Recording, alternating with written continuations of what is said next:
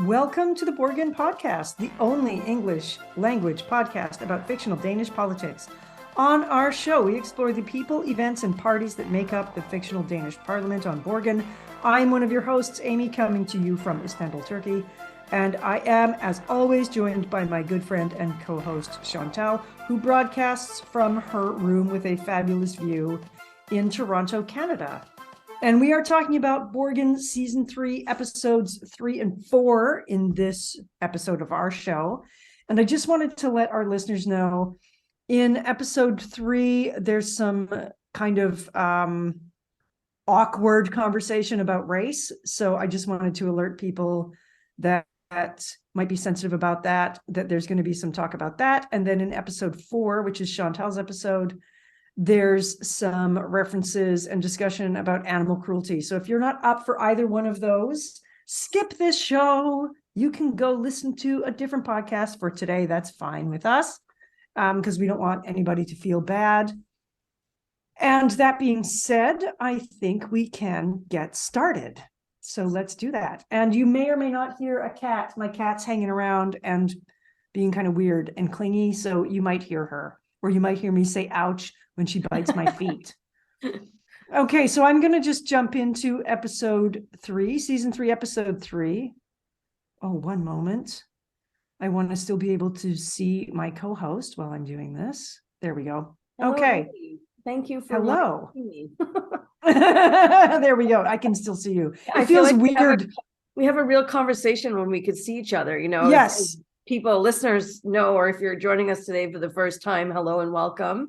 I record from Toronto, Canada, and Amy records from Istanbul, Turkey.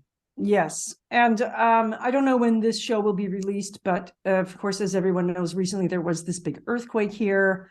We are still accepting and in need of financial support for the people of Turkey and our neighbors over the border in Syria who also were affected. So if you can, if it's within your means, have a look around at local agencies, check our IG account, our Instagram account for some links to support on the ground here in Turkey. If you can make a donation, that would be great. And it will help people a lot try and reestablish themselves after such a large scale disaster. Now, let's just get started, shall we? So Borgen, Season 3, Episode 3. In the end of Episode 2, we saw the New Democrats established as Birgitte's new party. She has 4 core members at first, and then Bent gets over being mad about her leaving the moderates and joins as well. So she's got 5 members at the core of her party. Most of them are former moderates. She's got Eric Kaufman, right? Is it Kaufman or Hoffman? Hoffman. Yes, sorry, you can hear my cat probably. Eric Hoffman from the New Right, who defected and joined this party as well. All right. So at the very start of this episode, the new party is in their new office in this kind of rundown industrial space. It's quite chaotic. There's a lot of people there, but there's not a lot of unity. There's a lot of things going on. We see a lot of minor characters. There's a lot of arguments about who's paying for coffee, which is kind of an interesting thread, a kind of comic thread that goes throughout the whole show, because the new party, of course, they don't have any money, which is one of the issues that they're going to deal with. The episode itself is awkwardly called The Right Shade of Brown. So I'm going to discuss this a little bit more as we go through the episode. This episode caught some criticism when it was released. I'm not sure if it would work now. Actually, I don't know. You might have to redo this episode if they re-released it. It's in reference to getting a spokesperson. The title is in reference to getting a spokesperson or party member who looks less European, shall we say, who represents diversity. So they're looking for a person of color to lead this debate on integration, presumably carrying over from the immigration law stuff from the beginning of the season. So Eric, the New Right defector who came on board because he's married to an Ethiopian lawyer and has a mixed-race son, says that being the representative for integration, since he's an obvious candidate, will only put his son in more danger of being picked on or singled out or bullied. So there's this weird conversation that the core members have about getting this representative, maybe an immigrant, to take on the role of spokesperson for diversity or integration. So image as well as principles are coming into play here. Image is very important at this point.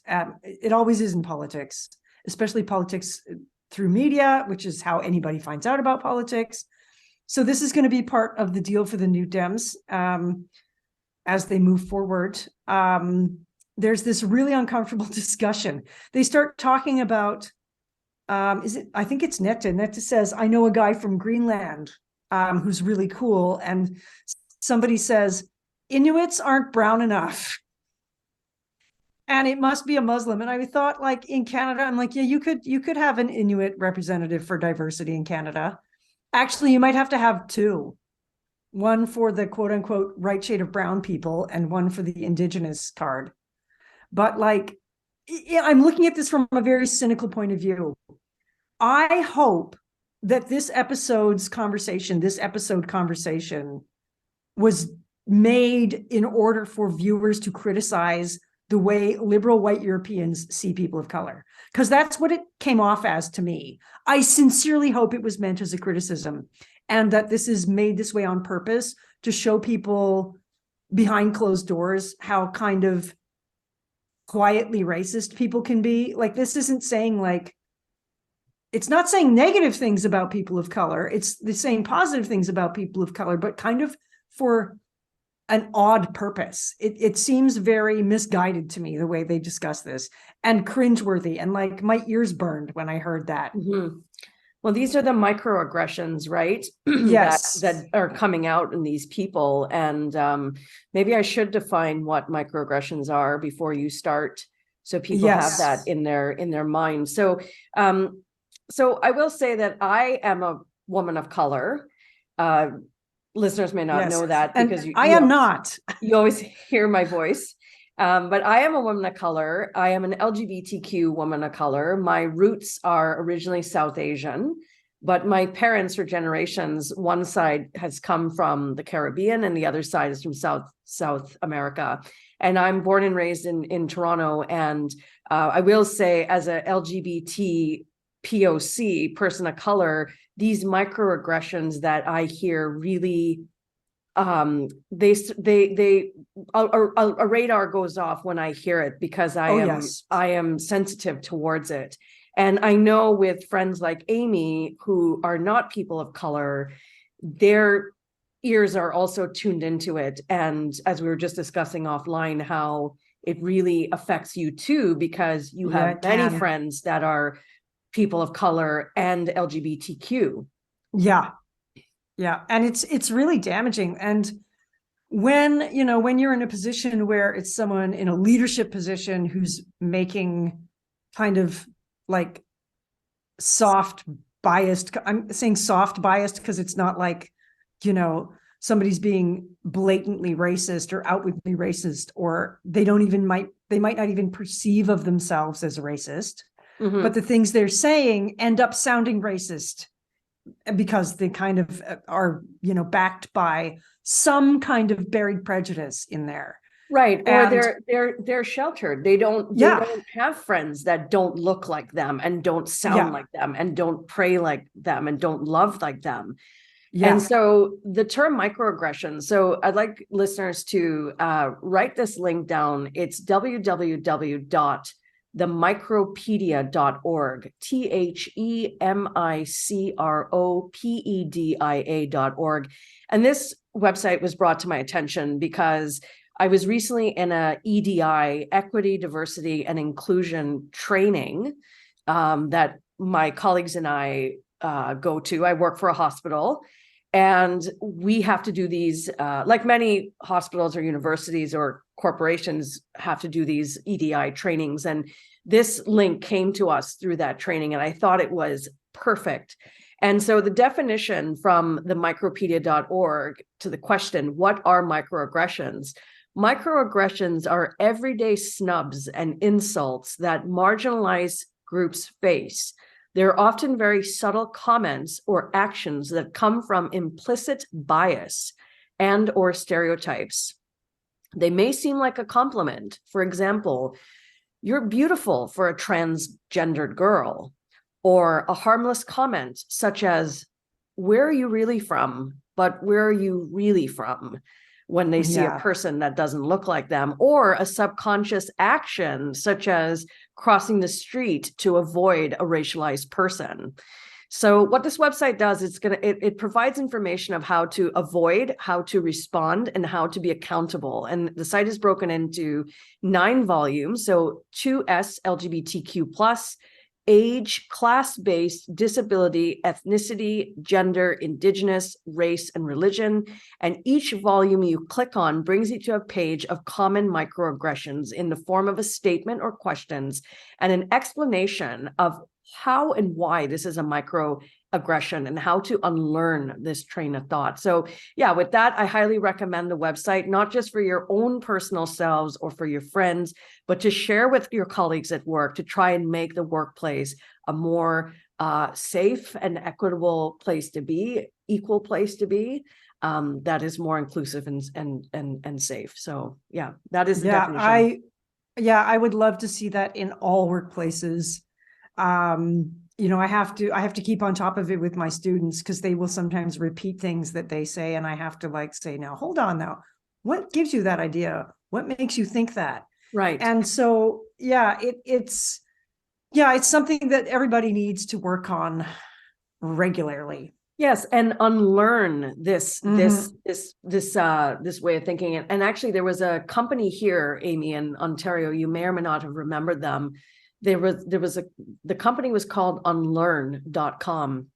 And how I knew about them, I was a university student at the University of Toronto, and in one of the big foyers, they had a station set up, and I was really struck by their t-shirts because that's what their company was. They were teaching people how to unlearn certain biases, right? So, for example, my friend Ankur, hello Ankur, if you're listening to this. Hi. Ankur, I love that company. He bought a t-shirt that had squares of skin tones on it, like in a vertical bar.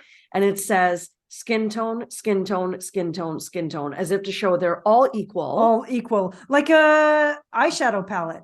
That's right, like an eyeshadow palette. Exactly. Yeah, exactly. That's what I send when guys say send nudes to me. I send them nude eyeshadow palettes. Very clever. Well, I'm not doing that. I mean, there's a microaggression right there. Send nudes. What? Excuse me? No. It's not a compliment. It's not. No, it's not. It's just gross. Don't do it. It is gross. It is gross. Anyways, unless you are seriously talking about eyeshadow colors. Seriously. That's right. And you want to learn about eyeshadow, then that would be appropriate. Yeah. And I would love for a guy to ask me eyeshadow advice. I would be quite happy to share that. Yes. Go ahead. I will send you pictures of the eyeshadow palettes. No problem. Yes. Okay, let's. All right. So now that I've defined what microaggressions are for the listeners, let's go into Amy's episode with that lens. And again, the website is themicropedia.org. Okay, Amy. Excellent. All right. So they are discussing their diversity and integration spokesperson. And Inuits aren't brown enough. Ouch. And they also say, they start joking around and saying, oh, it must be a Muslim who's all hairy and has a beard. And I'm just like, oh my God. I'm like, oh my God. They are discussing their integration representative. Image is important. We hear the comment, Inuits aren't brown enough, and the person they get should be a Muslim. And they actually talk about a Muslim who's all hairy with a beard. And I just cringed so bad. But I've also heard people here, Turkish people, some of my friends joke around about that stereotypical image too. Even though they're Muslim from a Muslim culture, they'll still joke about that particular image. So Brigitte kind of pulls everybody back together after that comment gets made and says, okay, we have to be serious here. And they sort of start discussing this again. And this is the point where I started wondering if this is actually a critical way of looking at the way liberal white Europeans really talk about and view people of color. If it isn't, it probably should be criticized because this is a bit difficult to listen to. Yeah. Netta says, I know this really great Indonesian student that was in a study group of mine at university. That person's been here for 20 years. And then Jan kind of counters that. It says like, oh, Indonesian indicates too much Asian business investment, like from China and Japan, maybe like too much corporate takeover. And she says like Indonesia is the biggest Muslim country in the world, which I think is true, based maybe on population. I'm not sure. Yes, I think it's true. I've also heard that more than a couple of times. Yeah, that very well could be actually. They reject the idea of an African candidate in favor of a quote unquote full-fledged Muslim, which is kind of meant as a joke. I think that's when they maybe make the thing about the hair comment. But Katrine says she can find someone the right shade of brown, which is just so awkward. Like, what does that even mean? Like somebody who's brown enough to be brown, but white enough to be acceptable to white people. Like, exactly. And again, as a person of color from South Asia, my real roots are South Asian. I find that offensive. Am I the right brown? Am I the wrong brown? Like, what does that even mean? It's been a while since I watched this episode of Borgen, and rewatching it to prepare for it and write these monologues, I just cringe. I'm like, they could be talking about me. Yeah. Right. And they don't realize how ignorant they sound, Yeah. And there's nobody of color in the room. No. There's nobody present who, is even any kind of shade of brown. It's pretty horrendous, actually. It's just like, I just found it very kind of like, I can't believe that they actually, that this. I found it horrendous too, and I found it very disappointing, but I think it's a reflection of that year. I mean, this episode would have probably been about 2013. It was 2013. And their world with each other that they all associate with people that look like them, which is actually boring. Yeah, it is. To not have friends that are different than you, Yeah, and if you live in Toronto, you're going to know people who look different than you because there's just so many different people there. It's one of the great things about that city, actually. It's something that I really miss about living there. Yeah. Now, if you flip that coin, I was going somewhere in a cab recently, and the cab driver made some offhand comments about certain types of immigrants and refugees that come to Turkey in a very negative way, I can say. And I knew that he was saying that to me because I'm quote unquote the right type of immigrant, right? I'm Western. I'm a woman. Okay, that's a count against me. But he also asked me if I was married. I always say yes, or I always say I'm engaged, actually, even though I'm not. Just for any actors out there who look like Philip or Jeremy, if you were wondering, no, I'm single. I know that I fit the quote unquote right profile. I'm the right kind of immigrant, and I get a huge amount of privilege along with that. And while it benefits me, like it's a benefit to me, it makes my life somewhat easier living here. I still find it very awkward to deal with. I have kind of some hangups about that because it doesn't feel correct. It doesn't feel okay to me because I know it's phony. Better. You're a Canadian. You lived in Toronto for like, what is it, 13, 14 years? Like, you know better. And you know that in a city like Toronto, there are people from all over the world here, all different languages, all different everything. And that's the norm. And you can be in the subway in Toronto and be the only Anglophone. Yeah. And that's fantastic. I absolutely love that, actually. It's one of the things I love the most about where they are, these characters. It's a more Copenhagen in 2013. It's a much more homogenous society. Yeah. They don't get it. So an intelligent woman like Katrine is saying these things, and she's going to say more things, which Amy's going to talk about. And I just cringe. And I think, Katrine, how can you say that? You're a journalist, you're covering stories that are from all over the world. How can you still think like that? Yeah, I know. It's quite shocking. And remember, like, she even traveled to Afghanistan and was embedded with like a military unit. Like it's kind That's of right. anyway. That's how season 2 opened. They were in Yeah. Afghanistan with Brigitte. Yeah. And they've, and she went to Africa, like, anyway, it's a little cringy. It's a little cringy. And it seems to me very reductive and weird to hear people talk about this topic and about people like this way. But they also do need to have a representative who will, represent diversity or be able to speak about diversity. Now, what originally gets mentioned is that Netta had that position in the moderate party for a few months. And John points out that like, okay, yeah, with mixed results, but that might end up being something that they should consider. I just heard a strange noise. I don't think it was anything. Sorry about that. Sorry about that. I'm just checking. I heard this funny noise in the background. I think it was my cat. Okay. So we see them go through all the different people that they want to talk to. The new party, though, does seem to have they managed to call in a bunch of different people, and the party itself, there's a very obvious mix of values here. We see Brigitte have interactions with somebody who's clearly got an animal rights agenda, which is fine.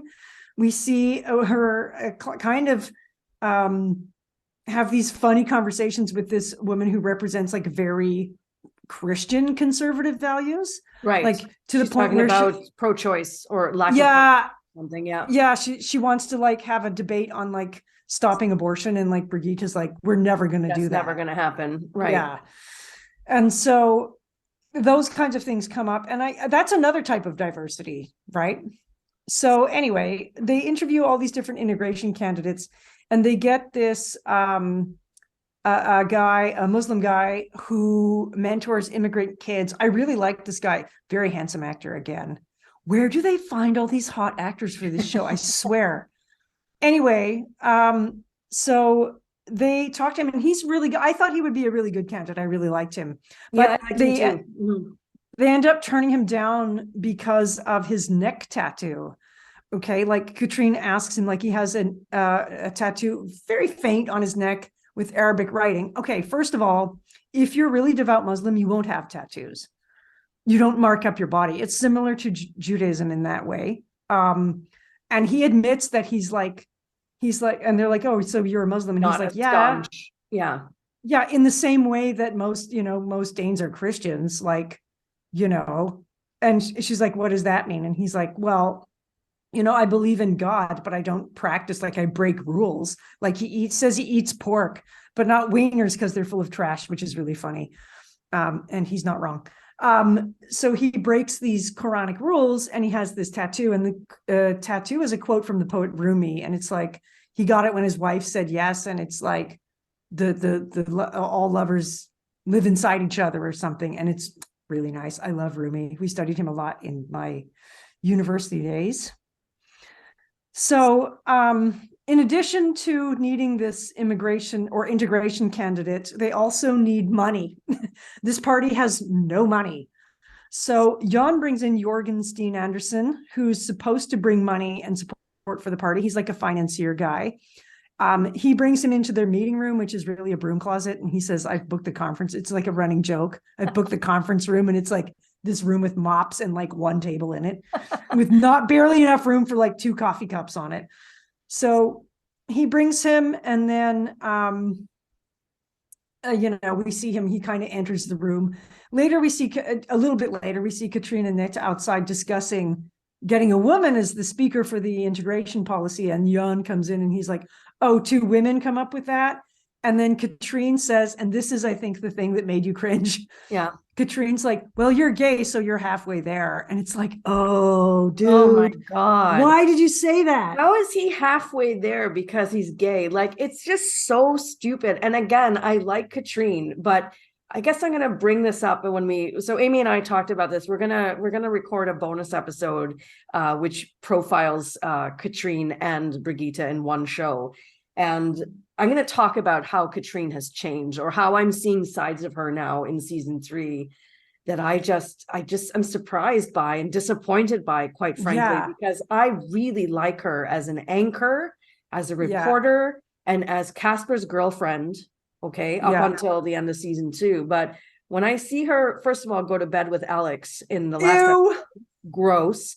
And Yes. then we see her now with these like blatant homophobic comments. Why is he halfway there because Yeah. he's gay? Like, it is just awful. Yeah. And like, they are not friends like that. They do not know each other well enough for her to even crack a joke like that. You might be able to do that with a queer friend who's really close to you.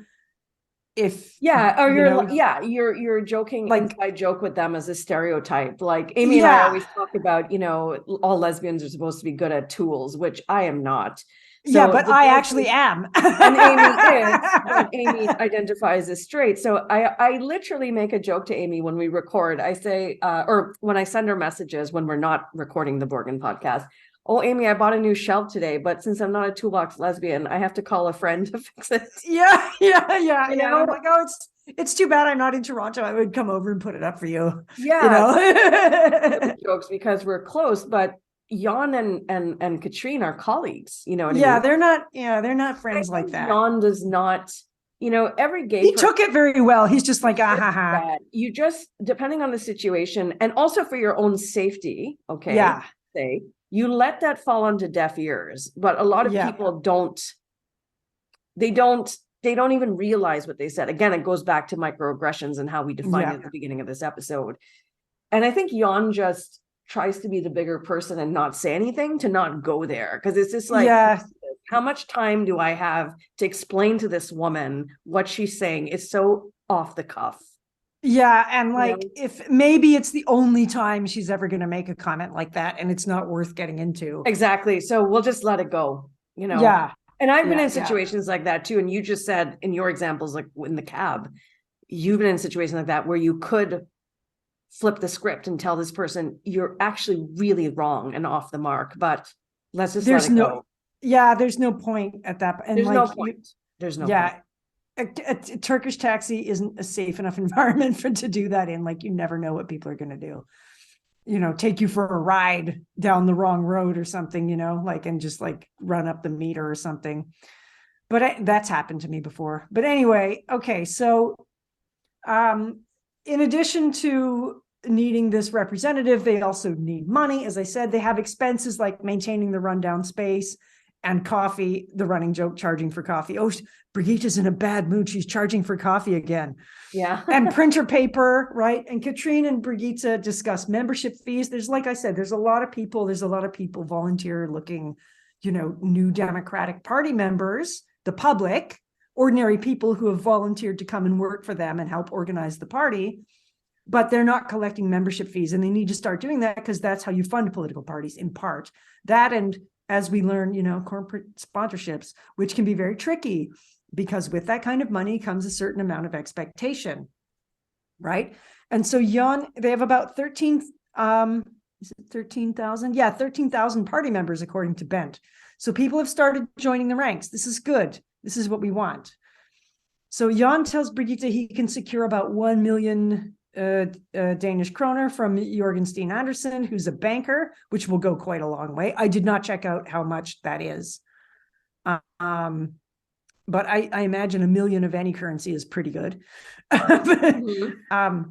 And Brigitte asks what Andersen wants in return. And the answer is, he just wants to be part of the party movement. But obviously this is wrong. This is wrong.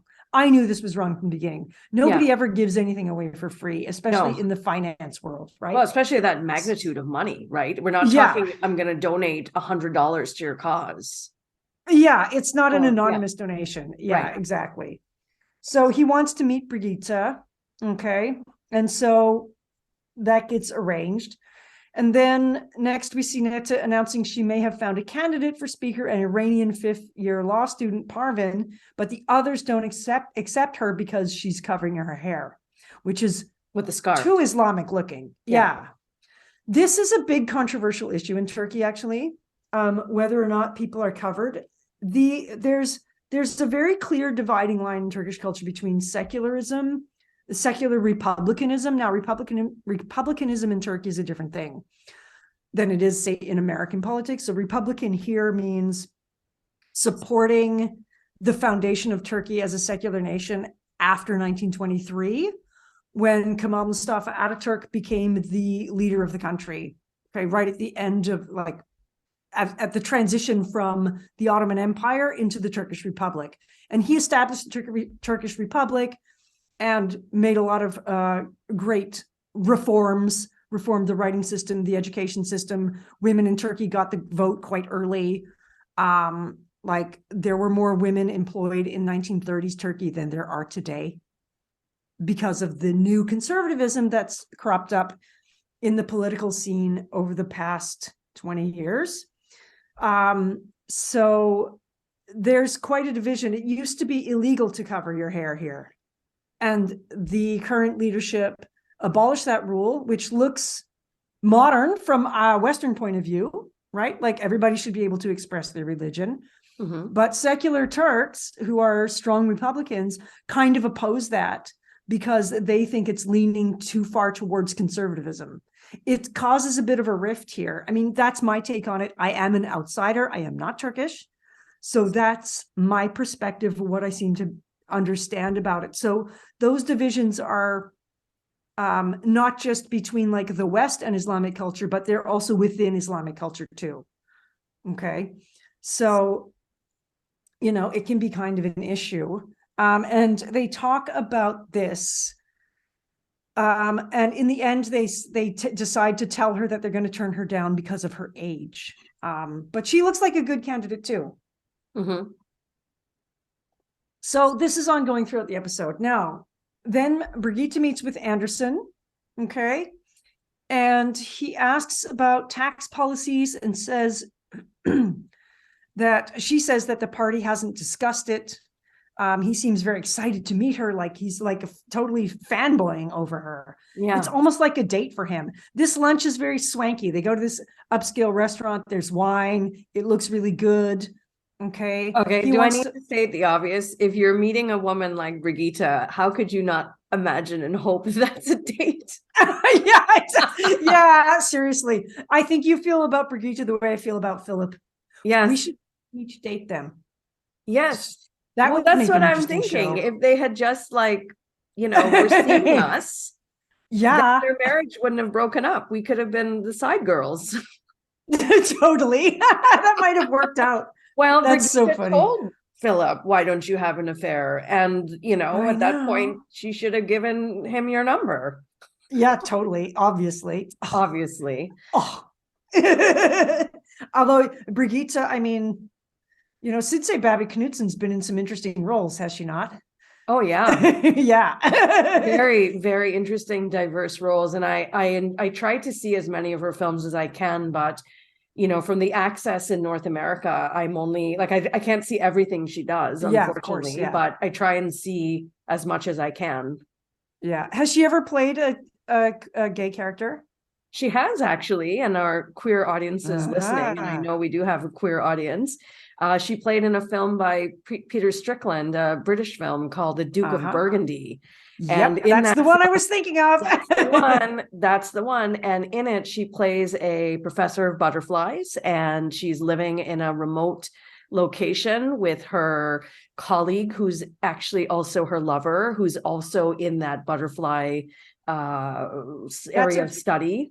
It's a great film. It's a great film, really, but it's also so visually stunning, like the way Peter Strickland does the visuals of the, the butterflies and all the sounds and the colors. And it's really, really excellent. But anyway, she has a relationship with this woman, but she's also a butterfly scientist. So I thought that was very cool because, as listeners may or may not know, I had a career in biomedical research for like 12 to 15 years. So the nerd in me is like fascinated by her character film of spending time under the microscope and, preparing lectures to talk about butterflies. But they had her and this woman, this younger woman, they had this BDSM relationship, which I thought was very hot. And it's not a type of relationship that is always displayed on TV or film. So Yeah, it was very interesting. See, so it would not be a stretch for these actors to go that way. I'm just saying. That's right. If there's a season 5 of Borgen, just call us. Anyway, okay, so Anderson's so excited to meet her. He wants to offer them the money. But what does he really want? Now, later we see Brigitte talking to Philip about this. Okay. Brigitte's moved. They moved into a new house. Okay. To me, it looks really cozy. It's not as flash as the big flat with all the windows and everything. But Brigitte has financed the startup for the NDP, which sounds funny because of the Canadian Party, the NDP, the New Dems. She's funded that herself. So she's begun to feel, and she's also begun to feel some numbness in her hands, which kind of comes and goes throughout this episode. So is that stress? Possibly stress related at this point, okay? And the kids seem disappointed by what they call the dump of a house. And Laura acts all like an adult. She tells Magnus, like, well, we rent that place, like, this is the way it has to be for now. And she acts all grown up. It's really nice. And this is where we first see Philip. He's at Brigitte's new house to help Magnus with something to hang a skateboard on his wall.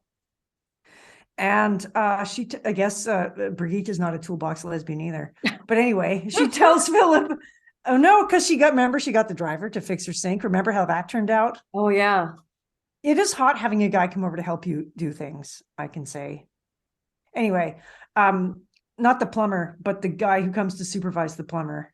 Anyway, that's my story to tell later. She tells Philip about the banker. He knows who he is, okay? Philip knows who Anderson is, and his reaction is a little not that enthusiastic. Or Brigitte's kind of gushing. Oh, he's so great. He just wants to help us, blah, blah, blah. We had 5 glasses of wine. She's like all excited about being fangirled over and like kind of squiffy, I guess, from drinking. Mm-hmm. And then he says, for sure, Anderson's going to expect something in return. And Brigitte doesn't want to think that that's the case at this point. Okay. But it would be smart to anticipate that. And I think deep down, she understands that. She just didn't want to believe it at the time. So that's something that's kind of hanging in the background.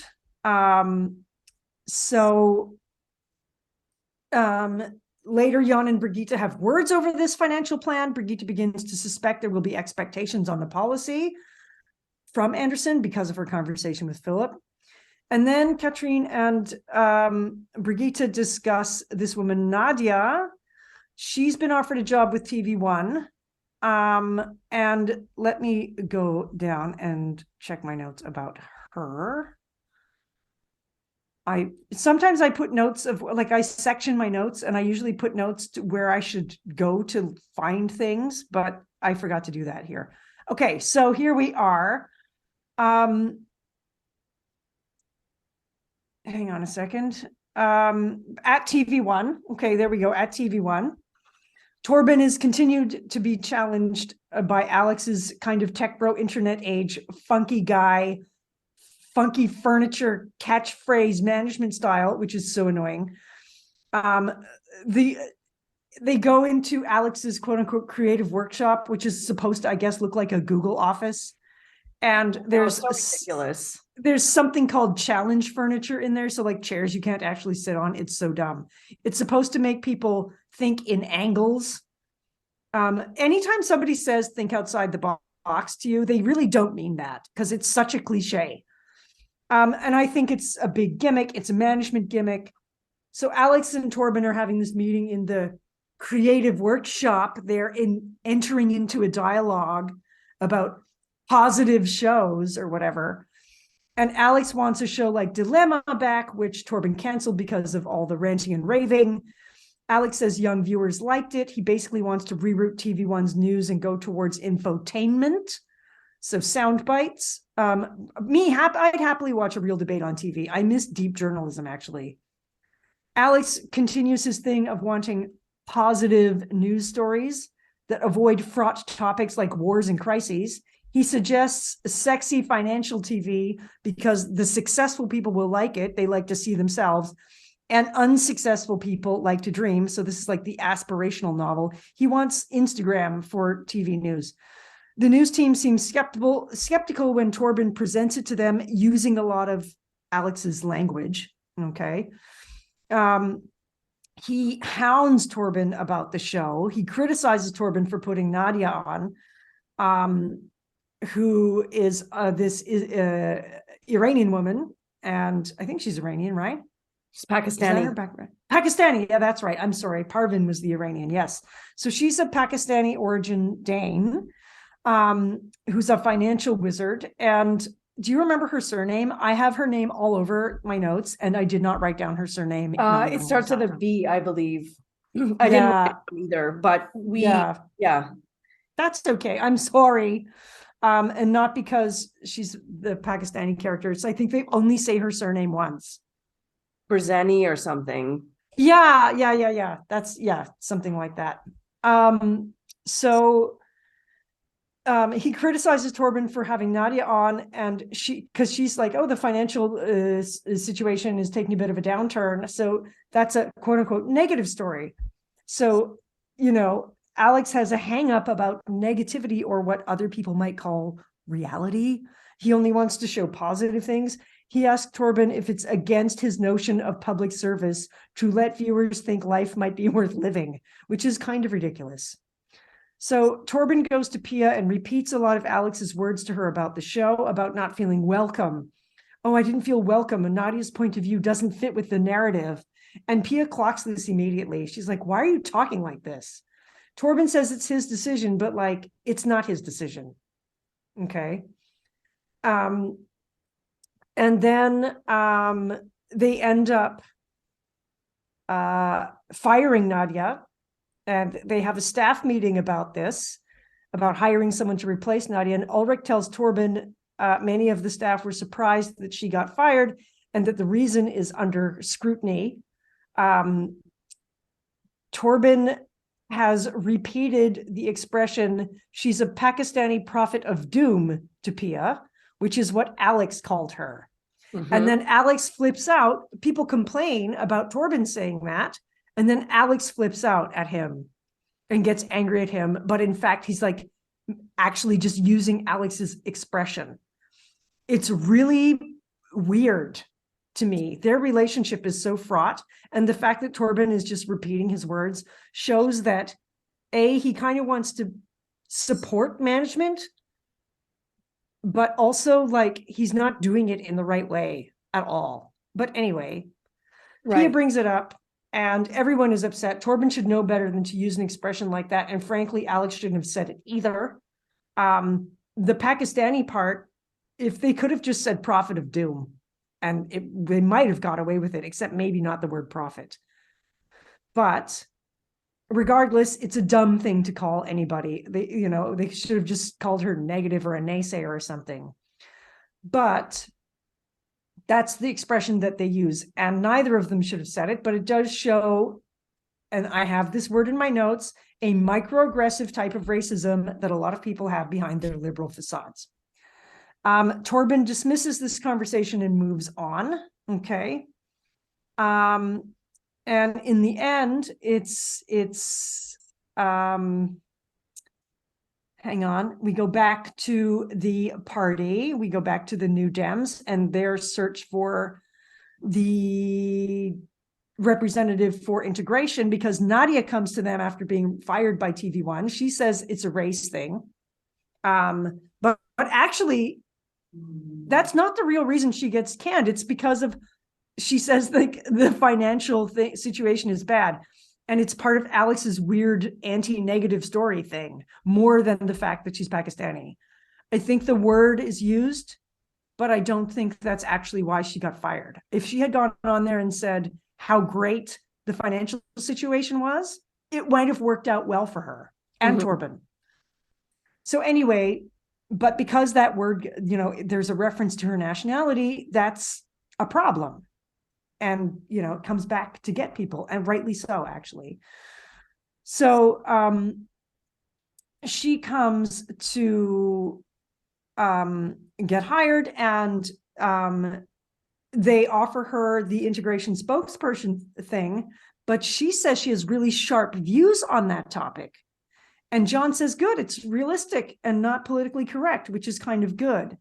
And those attitudes actually are this. So she doesn't agree with affirmative action because she says it might take away people's own drive. She agrees to some extent with Hesselbo's immigration policies on deportations for small crimes, which, as we know, is a huge issue for Brigitte and not something that she agrees with. She says she agrees with not opening borders to people who will end up on welfare. She says it's culturally unsound, which means when Katrine asks for clarification, she isn't unaware of the impact of conservative Islam on developing nations and how extremism can take hold. She says parts of Pakistan, for example, are incompatible with Danish society, which is probably somewhat true. She doesn't support Salafists, okay, which is actually something very common among progressive Muslims or progressive people in Islamic cultures who want secular government and religion to be part of one's personal life. Like that separation of church and state, which we as quote unquote Westerners see as a Western ideology, is also part of the political culture elsewhere. It's not unique to the West, okay? So those are arguments that I've seen made here, as I was saying before, right? And she says some members of her own family are basically living in the Middle Ages. Relatable. And this isn't a standpoint that PC politically correct politicians want to hear, but it is not an uncommon standpoint. I come across a lot. I've come across that living here. A lot of people view kind of conservative or extremism in religion as hugely problematic, much the same we see conservative Christianity as a problem in the West. Okay, it's the same kind of issue, actually. They're very similar. It limits freedom and choice for the individual, especially women, minorities, and the LGBTQ members of society. Now, if you are a member of those minorities, any fundamentalist religion is not going to help you, basically. Like, I don't know, is there fundamentalist Buddhism? I don't think so. But so that's an issue. And it's perfectly reasonable and quite realistic for Nadia to have these points of views. So she's kind of somewhat culturally conservative. She's very secular. She doesn't agree with fundamentalist religion. You could find that profile in a quote unquote, European origin person, like as a white person too. So I thought she was a well-developed character. And those are complex point of views that we don't actually see people discuss very much. Yes. So this is where, for me, this episode actually won points after showing these dumb liberal PC points of view, which made me think that maybe it was done intentionally to show this contrast. But I also like that it's a woman of color that's bringing this up. Yes. Right. Yeah, and if we can, if the people on the show, like the characters of the show, can forego her skin color, let's say, and just listen to what she's saying, I actually think she's quite logical. Yeah, totally. In her points of view. And I looked up the character. So her name is Nadia Barazani. She's played by the actress Laura Allen Muller, Muller. She's a Danish-American actress that trained at the Danish National School of Performing Arts and at the Lee Strasberg Theater and Film Institute in New York City. So she's actually so she's hardcore. Yeah. And we see her in Power and Glory as well. So we will talk about her when we get to Power and Glory. But yeah, I really like her too. Yeah, me too. I mean, my political views, I'm a little more pro-immigration, obviously, right? But the things about religious extremism is something I share with her character's political view. So yes, so we have that. We have this issue with money. Okay, so Jan and Brigitte have words over the financial plan for the party. Brigitte begins to suspect there will be these expectations. Okay. She meets Anderson again to see what's really up, not a 5-wine lunch. He insists that there's no agenda, but he will expect them to adjust their position to a certain degree, which means there's an agenda. He says political parties need corporate money. Individuals, even a lot of them, can't fund a whole party. That's correct. And also that corporations need to be able to have their interests discussed in parliament. That's true to some degree, I suppose, but like, come on. Economic policy is corporate policy. Like, that's as far as it should go. It shouldn't be specific to any one corporation, but I'm kind of a political ideologist as well. I mean, I run a model United Nations club for teenagers. How much more idealistic can you get? So she asks Anderson about the lowering of corporate taxes, if he's behind Jan's putting that in their financial policy. He said no, he didn't ask Jan to put in 4% deductions for corporations, but 7%. So that makes Brigitte decide something. She goes to Philip and asks for 100,000 Danish kroner to cover the debt and reject the money from Anderson. So she has spent some of the money that he's given them. She's going to pay him back. So, and you can tell she's cutting costs because she buys a 600 kroner bicycle and comes to work on it. They're budgeting and back to square one with financial issues and charging for coffee. Brigitte has a confrontation with Jan about buying and selling. She doesn't want to compromise principles and policy for donations, but she might have to some extent. She tells him she paid back Anderson. She says they can't compromise before they get any voter support, which is an interesting point. Once you've got voter support, it implies that there can be some compromises once they have their own sphere and influence. And the point of that is to establish their policies and then accept money from donors who agree with the policies rather than adjust the policies to get funding, which makes a lot of sense, actually. Okay. So she brings up what kind of environmental policy can be made after accepting cash from agriculture groups, for example, which is, fair. So at the end of the episode, Brigitte looks at all the chaotic activity in the party headquarters office and rounds up the core group for a talk. They decide she announces that there will be a 300 Danish kroner membership fee, and it's time to make policy decisions that will show who they are as a party. She's right to do this. It can't be a free-for-all. Not everybody's personal opinions can be represented. That's not what a political party is for. No. She calls a general meeting and points out how currently the party lacks focus and points out contradictory ideas the members have brought to the table. She rejects some of them outright, like, having a debate on anti-choice debate. Like, that's never going to happen. She's never going to Go that have way. policy to reject the woman's right to access abortion. And so the party starts to take some shape. So politically, that's where we end the episode, but I am not finished because we are still talking about media and I haven't even mentioned Katrina yet. So they end up having the Dilemma show, and Hannah Holm hosts it. And it's Nette who goes on to talk about integration in the end, because the New Dems aren't ready to put Nadia's opinions out there, even though Jan thinks it would be fine. He might be right, but because I think because of the decisions they made about the immigration policy, they put Nette on instead. But Nadia sticks with them. She doesn't leave the party or anything. So Nette kills it in the debate. Okay. She criticizes the opposition for going to a domestic violence help center for immigrant women the day after posting photos on social media of a boy who called her names in a harmless email. This is Benedicte, who I think is with the, I think she's with the Freedom Party. She is on Sven's party. Sven's, yeah, Freedom Party. Okay. Yeah, that comes clear in the next my episode. Actually. Yeah. And it's really bad. So she kind of doxes this boy and posts the boy's parents' address. And Nette says he called you names in an email and you published his parents' address, and how wrong that is. Like, that's endangering people. You can't do that. That should be illegal, actually. I think if you do that, you should be arrested. But anyway, or fined at least. So she does really well in the debate, and it looks really good for the New Dems. They have a stance. They're presenting a point of view. Okay.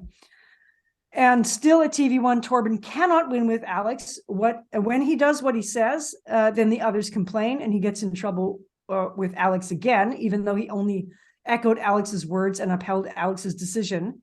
And then he kind of abuses Torben a bit, verbally, and like emotionally, I think a little bit. He pushes him around. He's a bully. Mm-hmm. Torben rightly points out that he uses Alex's own expression, and Alex says, "What I say to you confidentially and what you give as a reason are two different things." And he implies that Torben should know better, but maybe Alex should also know better. This is bad management. It makes Alex tell Torben he has to work in his leadership style, but Alex is really the problem. Though we don't know if Torben, we do know of Torben's flaws. I feel like he's being picked on, and Torben is like upset by this, obviously. And then with Katrine and Casper, there's a little bit of stuff going on with them in the background. They continue their co-parenting. Casper has shaved his head, which is kind of funny. I'm assuming this was for another role that Pilo Asbeck was doing at the time. I know he was doing Game of Thrones around this time, so maybe it had something to do with that. He had to shave his head after Gustav accidentally cuts his hair off while he's asleep on the floor playing with him. Why you go to sleep with a kid don't leave a kid with scissors. Naughty, naughty. Anyway, or that will happen to you. So we see Casper's apartment, another beautiful loft style with loads of windows. And like I said, they must have great windows in Denmark to have that much glass in a relatively cold climate. I am so jealous of this apartment. I just love it. Katrine has to worry about Gustav. He has an ear infection in the next scene, so she's managing her work and a sick baby, and Casper. And Casper is pretty involved with it as a dad, but not a super central character. They seem to support each other as parents, as friends, and professionals. But of course, there's the whole "are they, aren't they" thing going on, especially when Casper falls asleep there. He ends up hanging out with Katrine. They eat dinner together and they drink wine, and he kind of falls asleep at her house. And, when he wakes up, it's all kind of awkward and like, oh, I shouldn't have maybe done that. And it might be confusing. And, he doesn't seem like he wants to go that way with Katrine, but Katrine kind of wants to go that way with him. It seems like she's hanging on to the hope that something will pick back up with them. There it is, Nadia Barzani. I wrote it down, just not where I thought I did. They watch when Casper falls asleep there. It's from when they watch her on the business program that Torben got criticized for. I have here, she's potentially a good person to speak for diversity for the New Dems, which is fine. And it's Katrine who alerts Brigitte to her. And then we have a scene where Katrine's home alone and Gustav is with dad, and she starts to feel a bit lonely for Casper after he slept over by accident.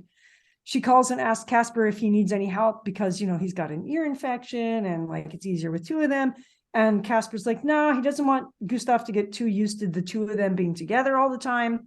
So his feelings are out of sync with hers as usual. And Katrine tells Brigitte a little bit about childcare stuff with Casper, that it's tough when Gustav is sick, and also that it's complicated with Casper. No kidding. I'm pretty sure Brigitte knows how complicated it can be with Casper. And she's put up with their relationship for how long now? So she tells Katrine one of his great assets as a spin doctor was his straight face, and that no one can really know what he means sometimes. She kind of warns her that this makes people think he thinks the same way as they do when he doesn't actually, which is kind of interesting and something to remember about Casper. Like, he can present that very public, agreeable face, but have his own agenda running in the background. So Katrine realizes at some point with Gustav that she has forgotten to pack the antibiotics when she sent Gustav over to Casper's. And so she goes over to his place and lets herself in. And she snoops around a little, which she should not do. And she finds this really nice coral colored bra. That's a really nice bra. Yeah, and nice some color. makeup. Yeah, it totally is a nice color. I love that color. She finds that on the floor, kind of under the bed, along with like some makeup and makeup brushes, and this disconcerts her, and she acts weird when Casper returns home. And she's like, "What are you doing here?" And he's like, "What are you doing here? I realized there weren't any antibiotics, so I went and got some." Casper is acting really normal. He's like, "Oh, do you want something to eat?" He has a way better handle on things than she does because his emotions aren't attached to her anymore. Right. You Which know, makes and it we see, easier. yeah, it makes it easier, but like it's causing this conflict with Katrine. And like, seriously, by this point, has she not figured this out yet? I mean, really, she has not figured this out yet. Casper is not a good investment as a partner. As a dad, yes. As a co-parent, maybe. Like, that is fortunate that it worked out like that, considering his history and the fact that he didn't want kids because of his own personal traumas and everything that we learned about in the last season. But like, why she's still attached to him, I really couldn't say. But we'll go into detail on that on the bonus we do about her. Yeah. And that's episode 3. That's how it goes. And I like this one. I'm really enjoying seeing the party kind of come together and the different ways they talk about it. And I'm very excited about the character of Nadia because she's so superior to their opinions of like people of color in the right shade But of even brown. the way she carries herself, like I really like Nadia. Like she's very poised and graceful, very intelligent. Yeah. And Yeah. she's just like above them. Like when I hear Katrina and Nette with all these microaggressions, I'm just like, yeah, they sound so dumb. they sound Yeah. so dumb. And you get a woman in there in your broom closet conference room like Nadia, it's just Your like, broom closet wow. conference room. Because what she's saying is actually true. And maybe a lot of women or people of color might think she's selling them out, but I don't think so. You can be a woman of color and call out things that may not be advantageous to your group. You know what I Yeah. mean? Like fair is fair. She's not being swayed by, oh, I'm of Pakistani descent, therefore all Pakistani people are perfect. The way Hasselbo says that in the last episode, we talked about episode 2 was my episode in the last recording. Well, Hessebo stands up and he's like, "Oh, well, we need to nip this immigration problem in the bud because the immigrants are causing problems." Whereas Nadia can reflect on her own community and say, "No, it's problematic." Most people, there are some people who cause problems. Yeah, exactly. So I really, really like her, and I'm excited that she is on Power and Glory as well. Yeah, and her point of view is more realistic actually than Hesselbo's. Like she's saying there's a segment of the population like this. Yeah. Who live in the Middle Ages, but also like there's a segment of the white population who are like that too. Yeah. You know, and that's what I'm saying. And I think it's because of her color, it makes her more acutely aware of not making blanket statements. Yeah. Right. But to say the facts that, yes, you're right on this. No, it's not going to work. This is problematic. Yes, Pakistani people are problematic in this area. Like she's not taking sides, which I like. Yeah. She's more realistic. I really like that character. And it's too bad she didn't get to be on TV1. If she'd only said that the economic situation was going to take an upturn and like people should spend more money, she would have had a job there, but she wasn't going to lie just for Alex. No, but that's another reason we like her, right? Because she's not going to bend her principles to get a job. Yeah, exactly. Right? Exactly. So that brings us into the lead in into episode 4. Yeah. Does it not? That's your episode. It's my And this is the one where there will be some discussion of animal cruelty and like animals raised in agriculture. And if you're not comfortable with that, you can switch off here. Yep. And you can join us on the next episode. We'd love to have you back, but understand if topics of animal cruelty are sensitive towards you or you're sensitive towards that. So I'm a little sensitive about it myself, in fact. Well, I was actually very cringe when I watched it and actually sort of toned down some of the language for this recording because I don't need to repeat what Sven says. No, nobody needs to spend You know all. what I mean? Yeah. Nobody needs to repeat what he says. Exactly. So here we are, episode 4. So it opens up with Brigitte and Jeremy out for dinner, and he asks her if people will want to know who is that dark stranger that she's out with, and she says no one cares. And a few minutes later, he throws up because of course they've gone to this restaurant eating this this meal with pork, and it didn't sit right with him, and he threw up, and that was captured by, you know, Yeah. people On filming Brigitte. on their phones. Yeah, he throws up on Brigitte. Yeah, so it's She been totally captured. handles it. She's like, you can tell she's a mom. She's like, oh, are you puking? You're puking on me? Okay, don't worry. It's fine. Yeah. We'll take care of it. It'll be Yeah. okay. That's right. So Yeah. they're in that restaurant, you know, their photos are taken, videos are taken. It's gone up on YouTube. We know that. The next scene is Katrine. She wakes up in her mother's house. So she's gone home to where the mother lives, and the brother is there, and they talk in the morning, and he tells her that their mother is worried about them, worried about Katrine. And as we know, yeah, I'm not sure if it's her mom's house, but it's definitely her brother's house. But I'm not sure if mom lives there. I got the feeling that, actually, I don't know. That was my presumption. I shouldn't have made yeah, that. So let's say the brother's house. And yeah, the mom because is he over. mentions that he's married and has kids later. Yeah. So, Or unless yeah. they all live with the mom. But anyways, it's a minor point. But Yeah, he sorry. tells her that, you know, mom is worried about you. And of course, in my episode before, in episode 2, we know they had a big fight with each other, right?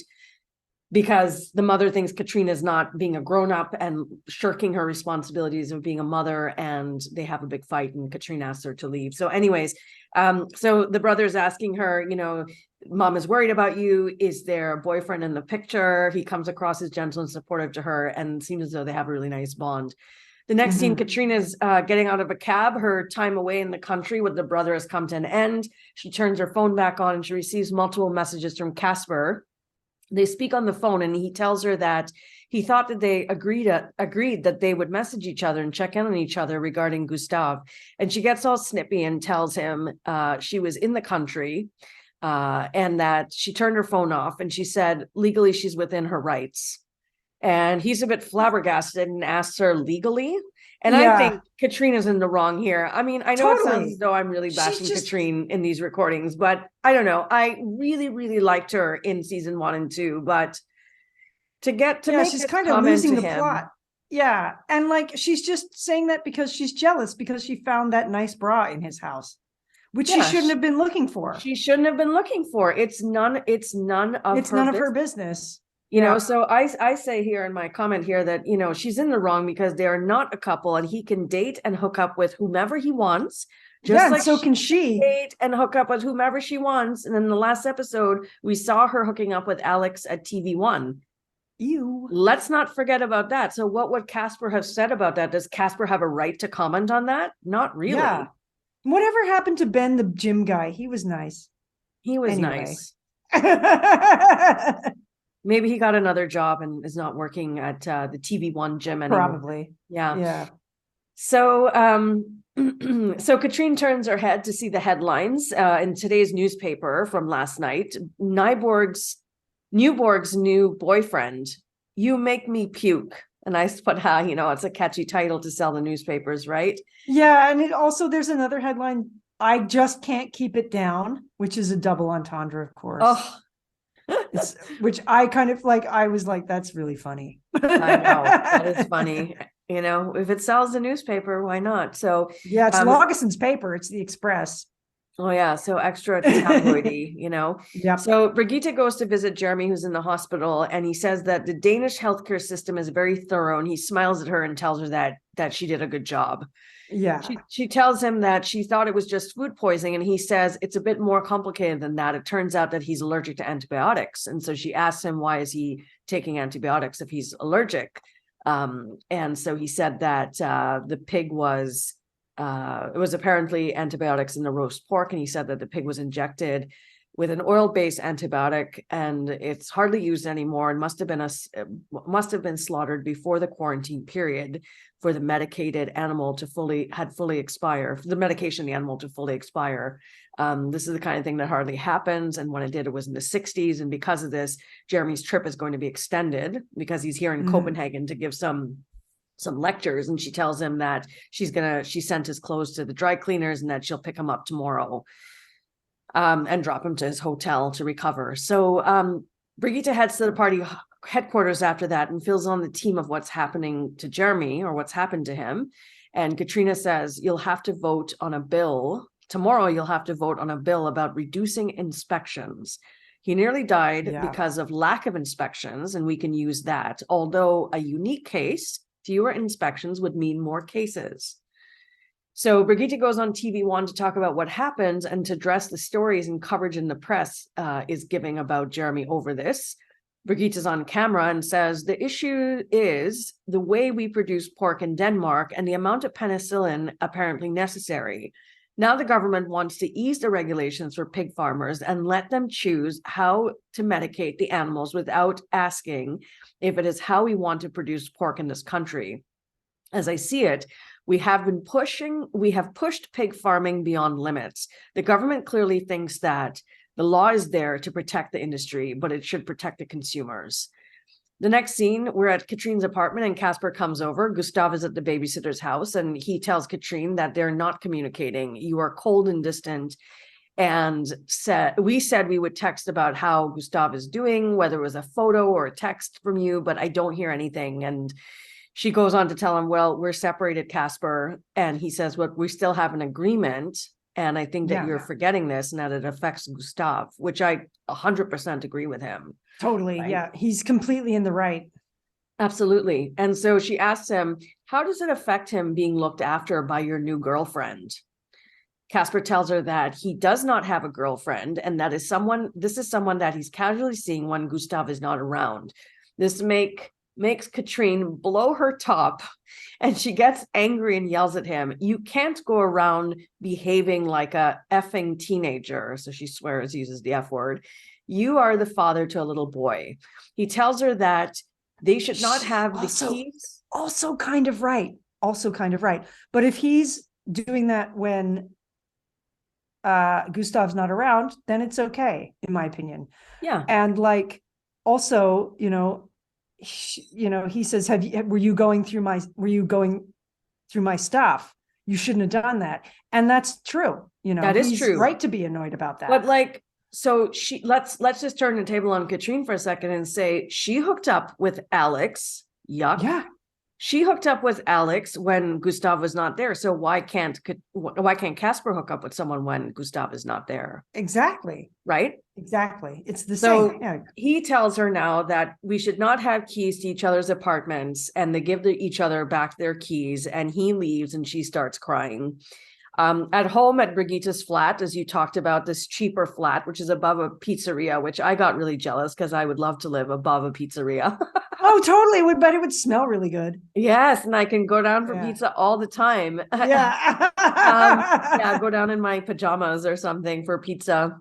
Anyway, so Laura's asking if they will meet Jeremy, and Brigitte says unlikely because he's leaving soon. And Laura says, well, it's weird to read about him on the Express, which is, as you said, Lagoson's tabloid. And we see YouTube clips of him throwing up all over our mom, but we have not met him yet. And Magnus makes a funny joke to say, I don't want to meet him. What if he throws up on us too?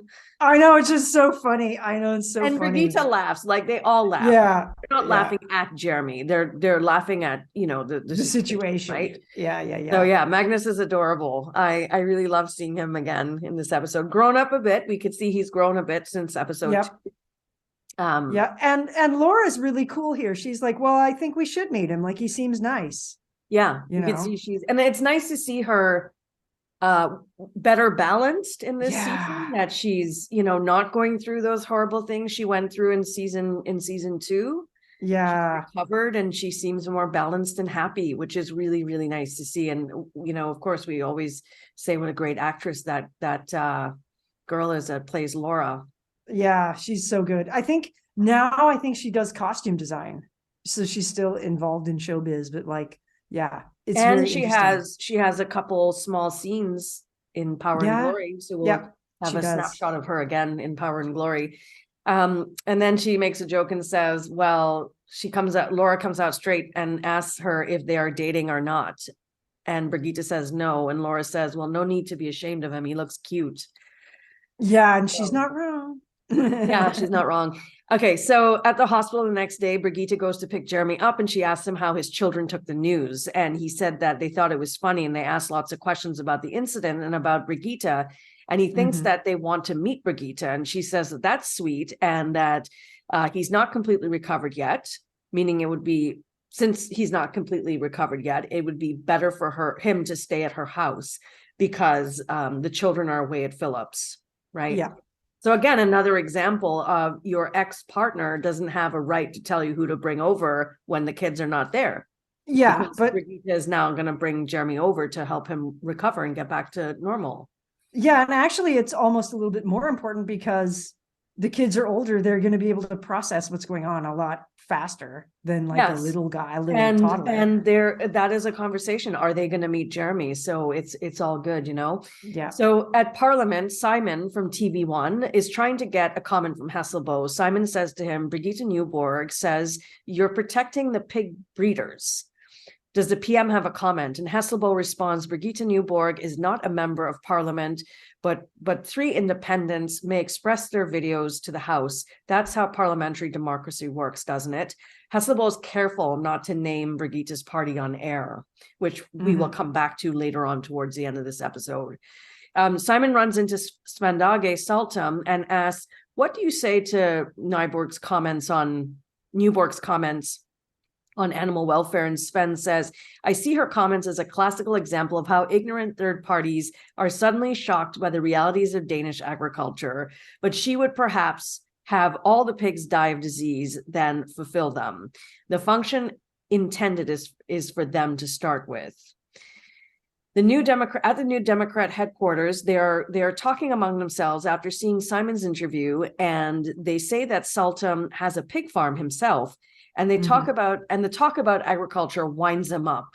They decide that Jan should discuss. He's very easy to wind up, I must say. He is, yeah. Because if things are not his way, he can't, so think reactive. Side of, yeah. And he's very, to me, that's like a sign of a very insecure person, right? If you can't have obviously a conversation from another angle without feeling attacked. Yeah. But I think people of that sort of party, that's how they build their base. That's right. So they decide that Jan should discuss with Sven because he's a gay vegetarian.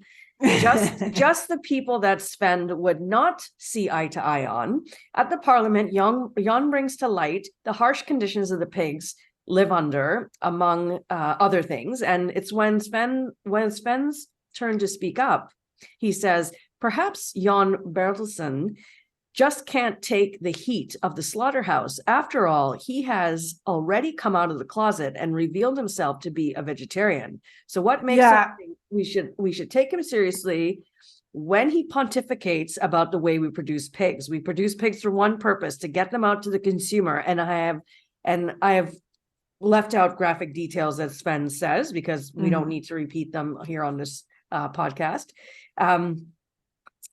So that's it. So he takes a dig at Jan to say he's come out of the closet to reveal himself as a and has revealed himself as a vegetarian. Yeah, and there's another microaggression that Jan just kind of laughs off. He's like, okay. Yeah, because exactly. And it's Svendage. What are you going to do, Svendage? Yeah, and again, that actor was so good in that role. It must be, he's like one of my favorite TV villains of all time.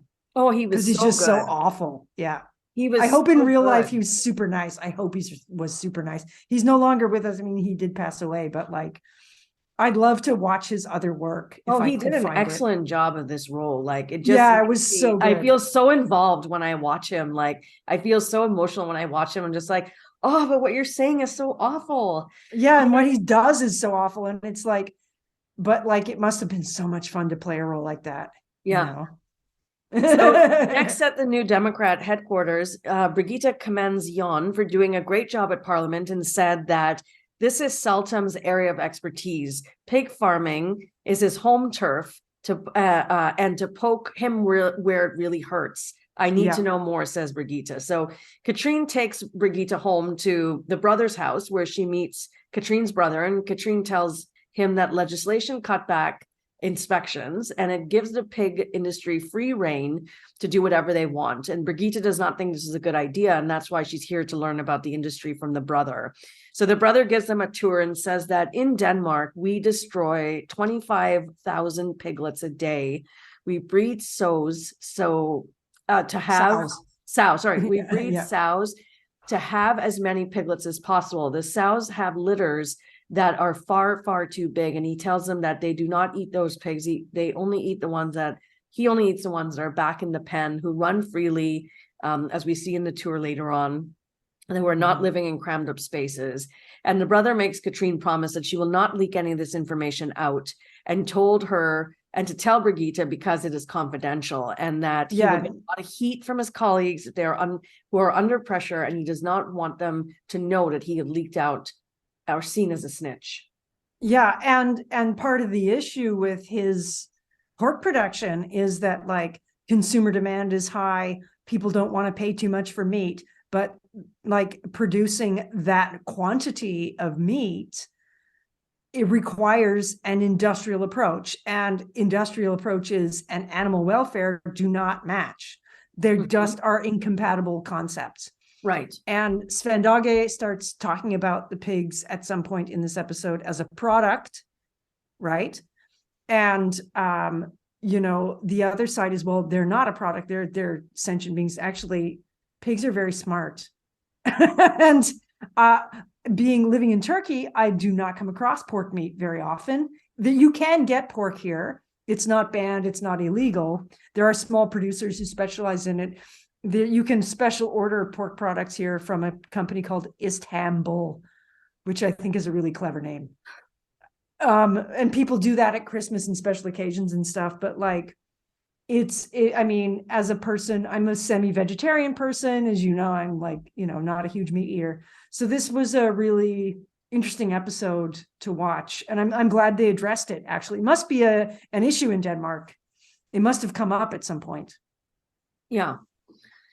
Okay, so over to TV1, where Ulrich is live on TV, and he says the debate on the new pig breeding bill is in full swing in the House, but it really kicked off yesterday. And thanks, Brigitte Nyborg's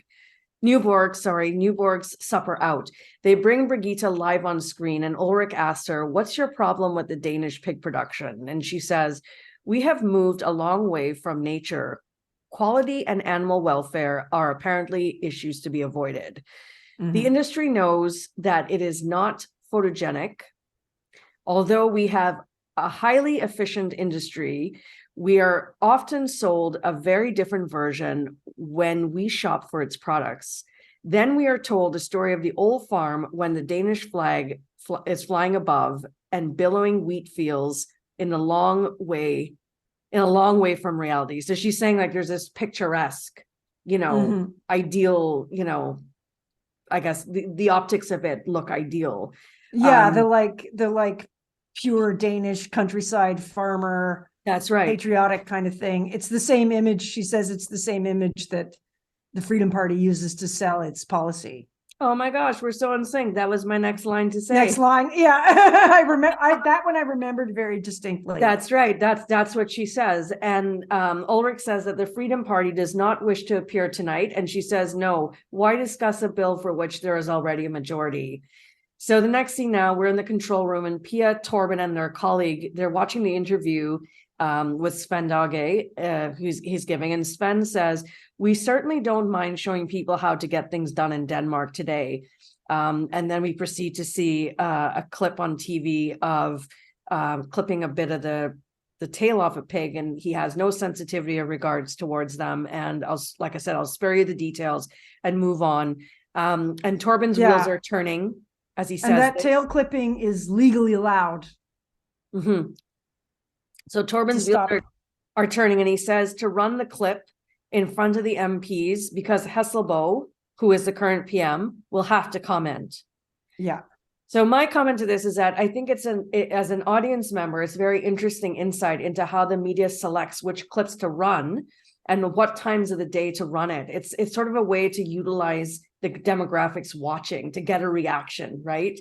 Yeah. So this would be the after work crowd that comes home from a day's work, or the university students coming home. So he wants to run it on the 6 o'clock news when the viewership is probably at the highest. Mm-hmm. Yeah. Right. So Katrine is talking to Ulrich, and down the hall, they see Casper and a woman walking, looking very friendly together. Katrine can't help but to take a look and ask Ulrich about when Casper and this woman are out of sight, asks about it. And Ulrich doesn't really give a response because he doesn't know. And Ulrich then invites Katrine out for a drink for old time's sake, he says. The scene changes. Doesn't Ulrich say something about like, "Oh, I don't keep track of his women"? Maybe he does. I didn't jot Something that down. implying like there's too many of them for him to bother knowing which one's which. Yeah, or That's maybe the feeling for I got out of it.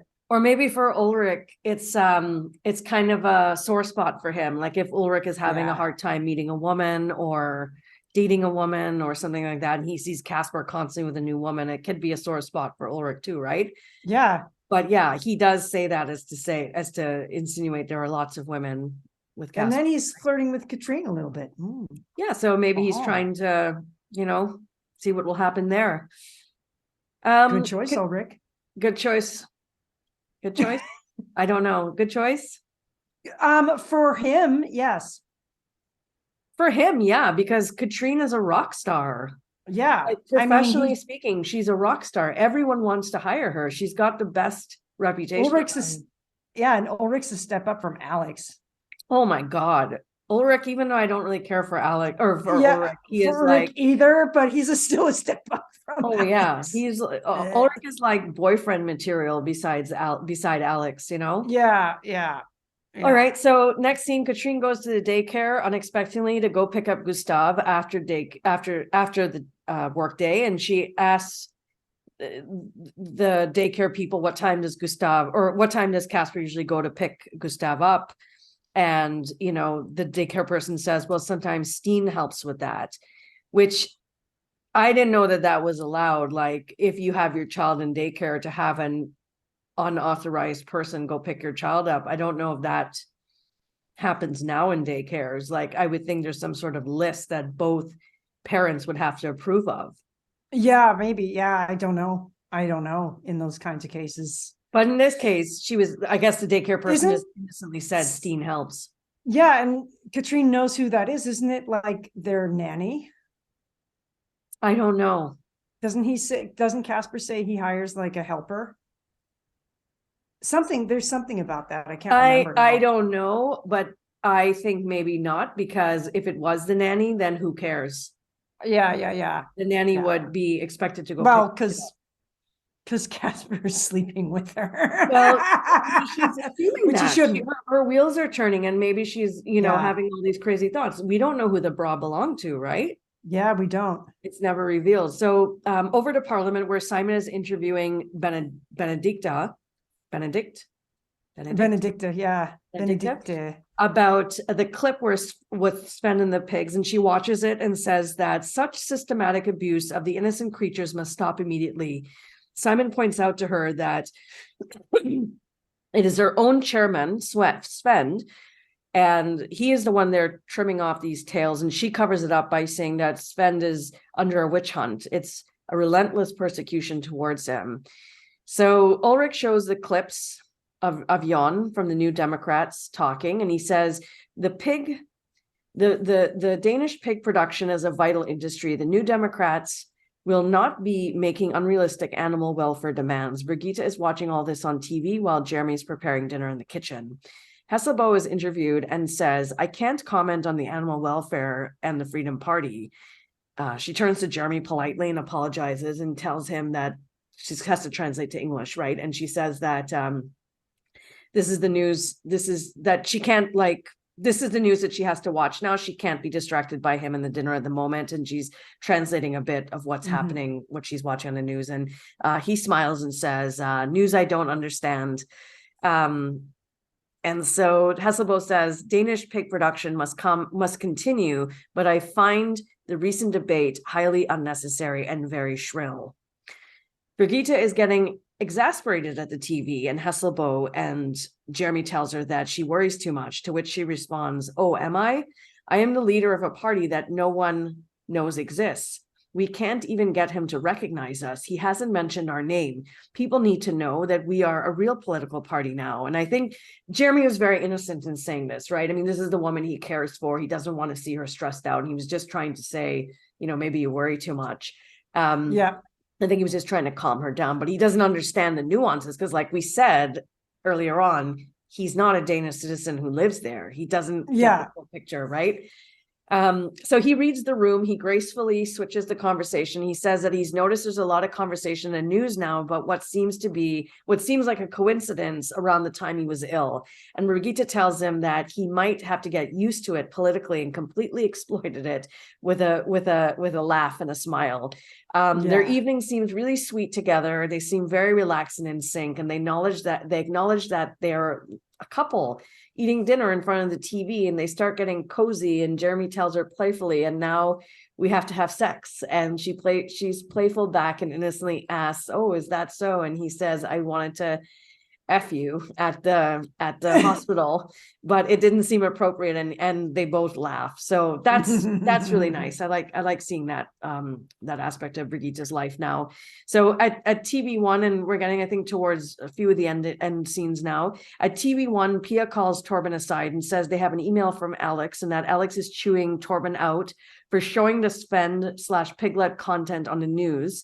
And Torben had not considered that children might be watching. And I think, quote, we don't show violence against animals while people are having dinner. And I think Alex is right, but I will come back to why I think Alex is right, because I think I kind of agree with that too. There should have been a sensitivity warning. Yeah. Okay. I see what Torben wanted to do was to pit the politicians against each other by putting this very, graphic scene, video up to get a reaction, right? Which was smart because it stirs the pot, but there should have been a sensitivity warning before Ulrich started talking about this. And again, just as about they were going to roll this Svend footage, Torben tells Pia that Alex has no right to interfere and that this is my decision. The next scene, we see Casper going to Katrine's apartment. He's mad because Katrine is not picking up her phone, and this is why he came over. He wanted to ask her, why is she not picking up her phone on Gustav on every day they agree that they're going to check in with each other. Anyways, they have a fight. He wants to take Gustav because it is still his day. So this is Gustav's day, but because she picked him up at the daycare, remember, and took him back to her place, and he fell asleep. And Casper is getting mad, like, this is my day. He wants to take him, and Katrine says, no, he's sleeping. And she tells him he does not want Gustav when Gustav is awake. And he asks her if she wants a judge to determine custody, and then he walks out. Yeah, and he's not wrong. He's not wrong. He's not wrong. She should not have done that. That goes against their agreement completely. It's totally unfair. No, but when you have feelings of love for someone, perhaps, that you can't keep in check, and you allow your emotions to go astray. That girl needs a therapist. Yeah, or a good friend. I mean, that's another thing we talked about in this whole series, that we don't see any of these characters with friends. Yeah, we don't see anybody hanging out with a friend. When Brigitte was going through the divorce crisis, she had no friend to talk to except Ben, which is a very valid friend, but she had no female friend to talk to. Yeah, that's outside of the no friend to talk to when his marriage was crumbling. And now Katrina, not that we see. And Katrina's life is like a bit of a mess now, and she has no one to talk to, right? So anyways, at the New Moderates headquarters, the team is looking at the recent news clip that Sven gave, where he tells it like it is. He follows the law to the letter, and if people can't handle it, they should stick to eating celery burgers the next time they're in the supermarket.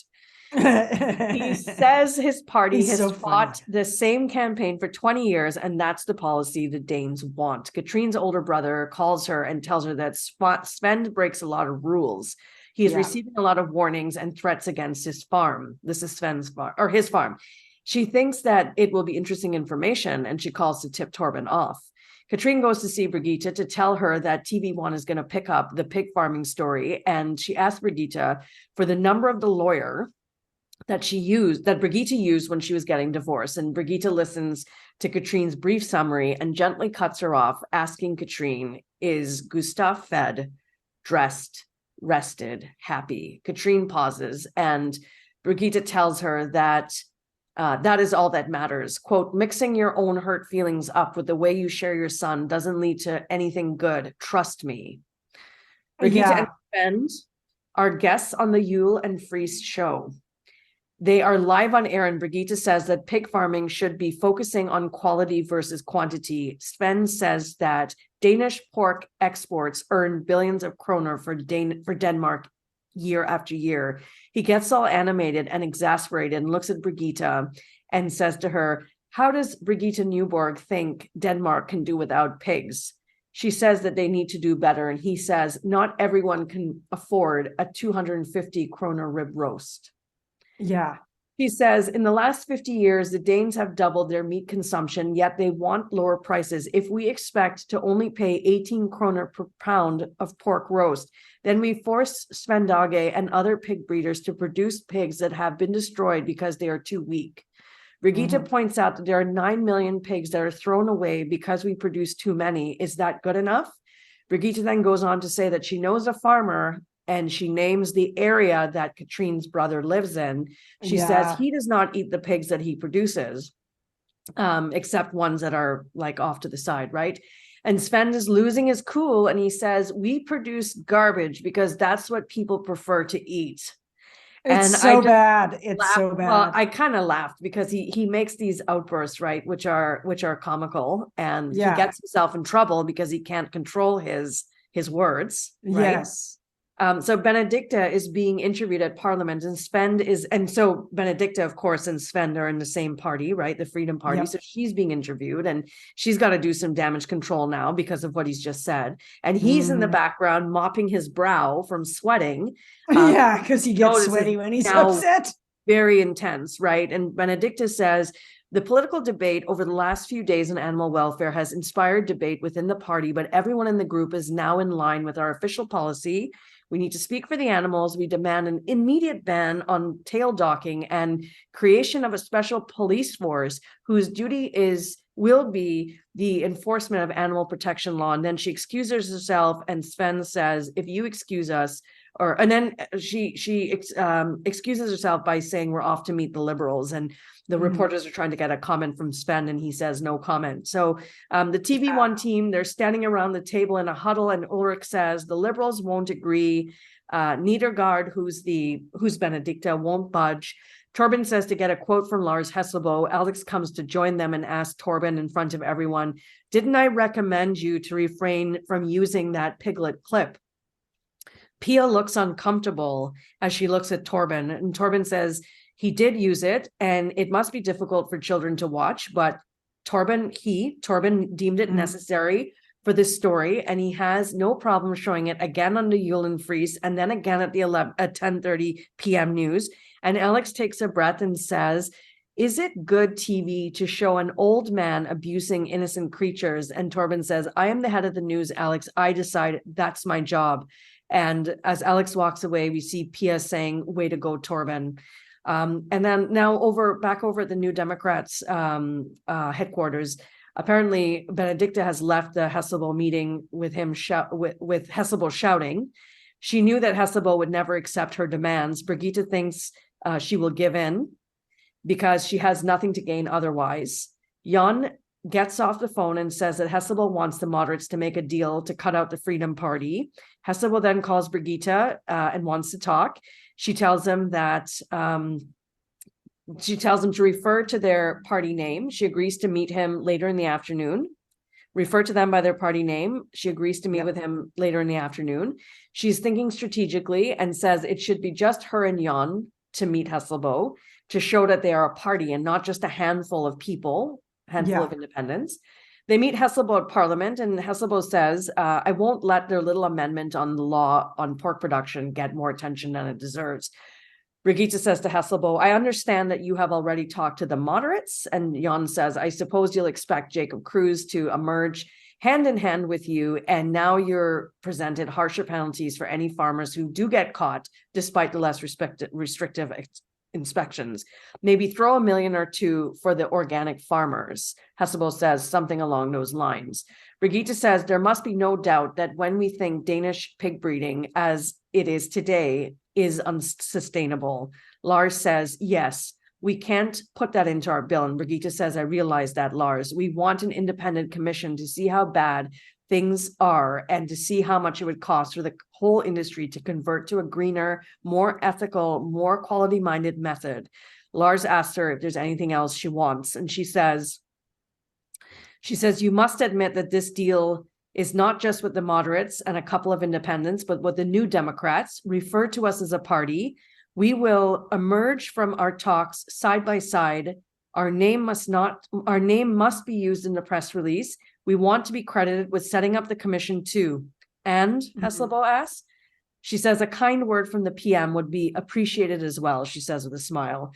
So they emerge from this conference room meeting, right? And they're greeted with a large number of reporters, and Hesselbo addresses them and says, well, we have all agreed on a compromise that we will immediately benefit from an important export industry, and there will also save public funds. I am grateful to the parties who have made this deal. We're going to set up a commission to examine the Danish pork production. This was a splendid initiative based on a proposal by the New Democrats. So the scene cuts now, and it's Ulrich who is reporting from TV1 to say that the New Democrats have now put themselves on the political map. And towards the end of the episode now, Pia, Ulrich, and Torben have a scene, and Ulrich asked Torben to remove his disgusting pork container from the fridge because they're all past the expiration date, because he's on food duty, right, for his kids. Wife put him on. He's got to go pick up groceries and all that, right? But he's left because he's been so busy and I guess upset with the whole Alex situation. He's forgotten about it. So Ulrich is like, can you take your stuff out of the fridge? No one else can put their food in. So as Ulrich is leaving, Torben says to him that he did a great show tonight. Ulrich leaves and Torben asks Pia what's up with Ulrich and Alex, as if they are friends and they seem close. And Pia says they play squash together. So Torben sarcastically says, which made me laugh out loud, oh, so they shower together. Yeah. Goes on to say, thank you to Torben, and it's nice to have the old boss back. When you act like you did today, it makes us proud of what we do.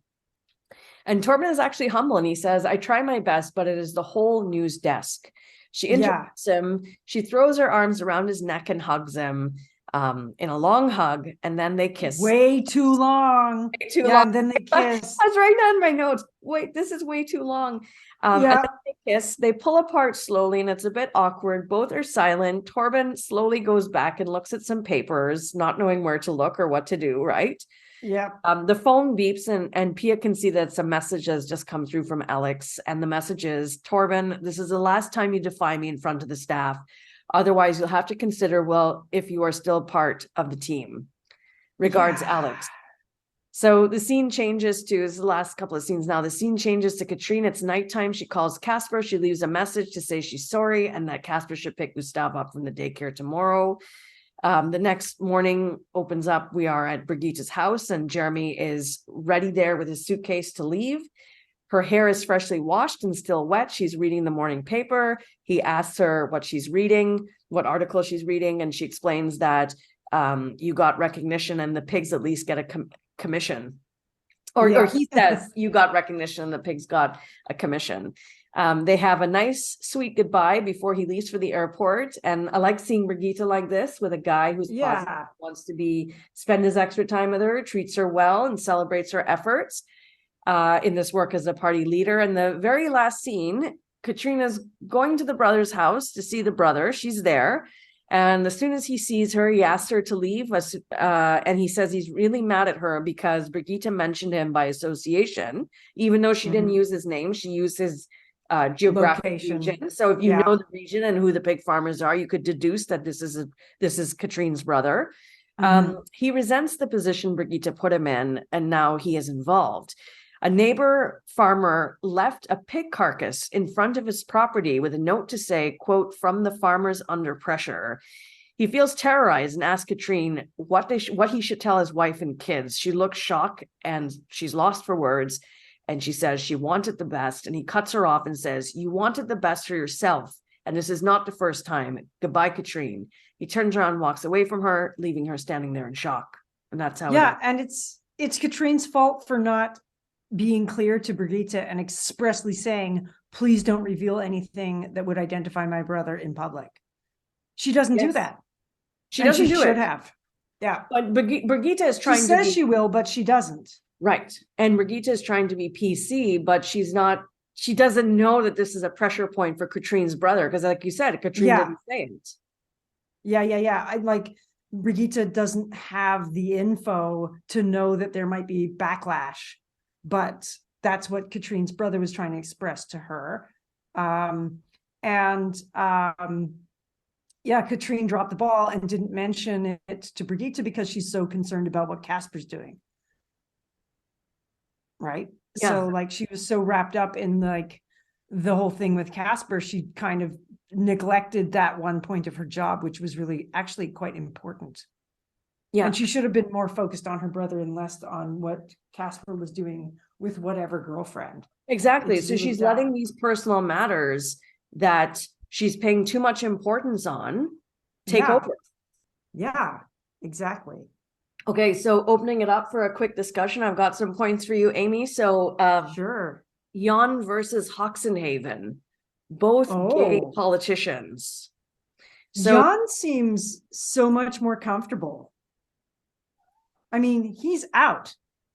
he's out. So for the listeners that may just be tuning in to season 3 of our podcast, back in season 2 of our podcast, we did a bonus episode profiling Troels Hoxenhaven, who was outed as a gay man, who was a politician who we know who was always gunning for Brigitte's position and trying to give her a hard time and Yeah. trying to set her up so she'd look bad or whatever. And in that episode, Lagesson actually takes some photographs, hires someone to take photographs of Hoxenhaven in a compromising situation with a man in the bedroom.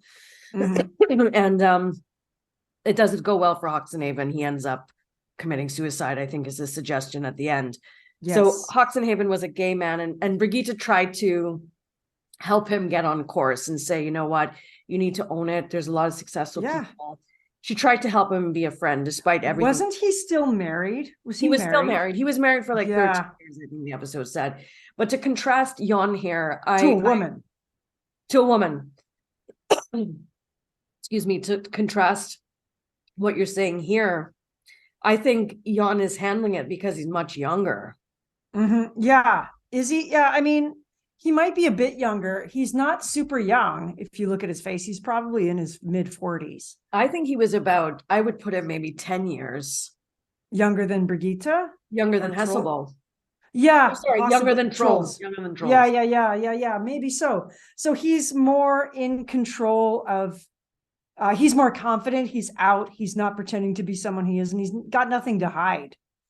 So it's not a big issue for him. Like he's like even when it's like, who's going to challenge Sven Dage? He's like, well, I'm gay and a vegetarian. So obviously me, you know, like he automatically accepts that role, which it's quite funny. That's kind of humorous, actually. It is funny, but it goes that, you know, they've come a way, like a long way of how maybe a gay person in the workplace would be treated, but also I think Jan has the confidence.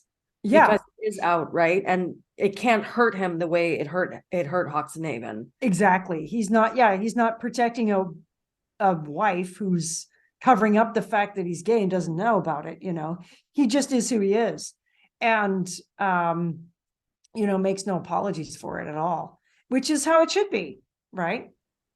Yes, able to deflect the homophobia and microaggressions and just get on with the job of like speaking or doing what he needs to do, you know? Exactly. My cat's climbing on my table. If you can hear some rustling, it's her. Because she's right next to my mic, so it might pick up. I don't know. Oh, she's actually rubbing her face on my mic stand. Jackie. So don't do that. What do you think about the scene between Torben and Pia? Did it surprise you? Initially, yeah, when I first watched this, yeah, it did surprise me because they were kind of like not always on the same page previously. Like she's not a huge fan of his decisions or the way he behaves. And she's certainly seen him be negative, and she's certainly seen him, you know, in this season be picked on by Alex like that. And I think she has a lot of sympathy for him. And I think she realizes there might be something going on at his house. Like there's something going on with Torben in this season. And I think Pia picks up on that. And because they've had a close working relationship, you know, her affection for him gets the better of her in this scene. Obviously, of course, any viewer of Borgen knows that something thrown in to an episode like that, that's going to come back later. Yeah. Something's going to happen as a result of that situation. But like initially I was like, this is a mistake. They should not do this. It made me nervous for them. Yeah. Especially for Pia. Yeah, it does. It And does. for Torben, because he's already under threat from Alex. Like his job is threatened already. Like, It's true, is he but making also things difficult? Torben has a higher position than Pia. Yeah. Right? So I thought that the kiss between them, which was initiated by Pia, she innocently allowed herself to get carried away in the moment. And I don't think she was thinking. And I think seeing Torben in this vulnerable situation made her feel really badly for him. Yeah. But that hug was too long. She should have stopped it at the hug. The hug was too long. The long hug led to the kiss. But like I said, I think the kiss was sweet, but as you said, it was problematic because Torben is her boss. He's also married, right? Mm-hmm. So it's all problematic. Mm-hmm. Although Pia looks really good in this season. She looks all like relaxed and like her wardrobe is a bit more casual. And I don't know. I just like her look. No, I think I'm I happy. think Pia is very attractive. I think she's very cute. I like her hair and her glasses and her bright eyes and her smile, but and her smarts. Also I like her brain. That's what I was gonna say. Like she knows what she's doing and she's very successful at what she does, right? Yeah, exactly. And she's in control in her position for sure. Yeah, and I think she would be, when I see her, at work, I think she would be an excellent coworker, right? Like all these things make her very attractive to me. Totally. Right? She would be the one to go out with for drinks afterwards to do a work bitch and snitch for sure. Yes, her and Hannah, we can do Amy, if we worked at TV1, we could do a girls' night after work for drinks. That would be awesome. Can you imagine? After work, we work at TV1 and we go out and Pia. How awesome would that be? It would be so awesome. It would be awesome. That's basically my wrap up then for this episode. I don't have any other issues to bring up other than Katrine, which we'll get into later on in a bonus episode. Yeah. I don't like how she's changing and I don't agree. Yeah. But we'll talk about that more extensively later on.